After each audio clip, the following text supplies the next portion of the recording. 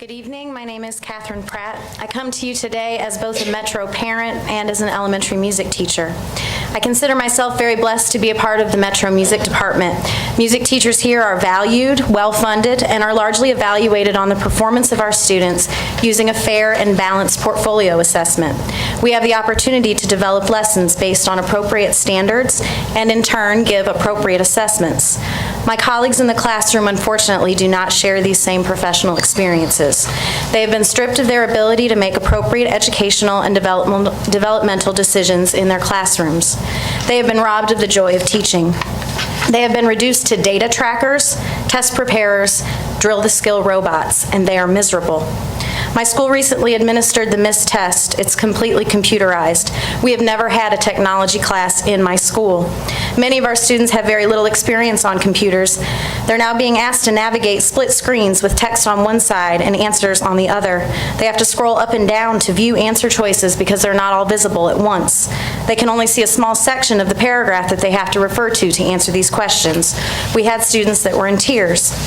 Students were asked to compose essay answers, typing to answer writing prompts. When a teacher saw one of our hardest working students frozen in his chair staring at his keyboard, he approached the student to see what was wrong. The student couldn't figure out how to type a question mark. He had lost precious time, was very upset. The laptop carts given to our schools are insufficient. They're constantly shutting down as the students are working, causing great frustration to teachers and students. Many classes were days behind on the MIS test due to technology failures. The entire experience was a nightmare, and to put the icing on the cake, after the test was administered, teachers were told that if they wanted the results, they had to grade the tests themselves. At this point, I'll remind you that the results from Tennessee Ready determine who is eligible for our magnet schools. We are clearly excluding children that are economically disadvantaged by using computerized testing. We love the word data, so why aren't we using the data from research that tells us our expectations for our youngest students, expectations that are driven by how we test, are developmentally inappropriate? The experiences that these children need at 5, 6, and 7 years old come from time to play, time to problem solve within their peer group, time to have sensory experiences, and time for fine motor development.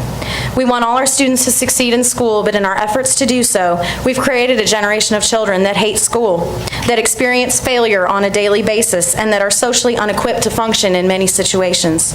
These children then become our behavior problems, the kids that we have to try to manage every day so that we can try to reach the next benchmark. These are the kids that would rather be the bad kids than the dumb kids, and if you think that's melodramatic, go into a school and have an honest conversation with a first grader. Ask them if they think they're smart. Many of their answers will break your heart. We have insurmountable challenges in this district. However, the culture of testing is working against us. Eric Huth.